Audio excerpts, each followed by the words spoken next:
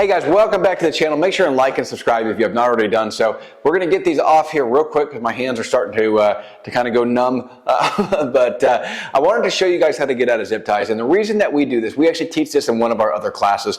We teach this in our women's class, and not in our women's pistol class. We teach a class that it covers some human trafficking topics and stuff like that. And so we teach them how to get out of restraints. And there's three different restraints. Three that are typically used, right? So the first one is zip ties, and these are the zip ties that are generally used in these type of restraint environments because they are effective, affordable, and they can be tossed out, so there's very little evidence left over behind, right? But the thing about these ones is that they're actually very easy to break. Next on the list is duct tape, and then finally handcuffs. You think handcuffs will be first, but they're actually last on that list.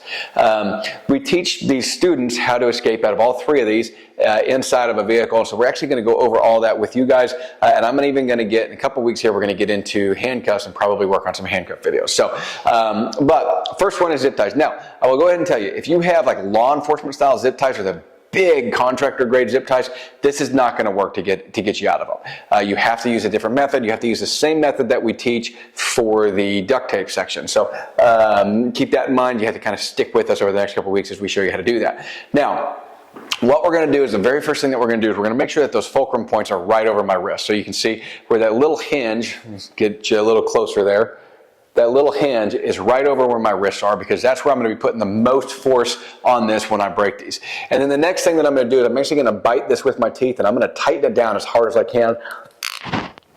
It's actually fairly snug because I've already done it.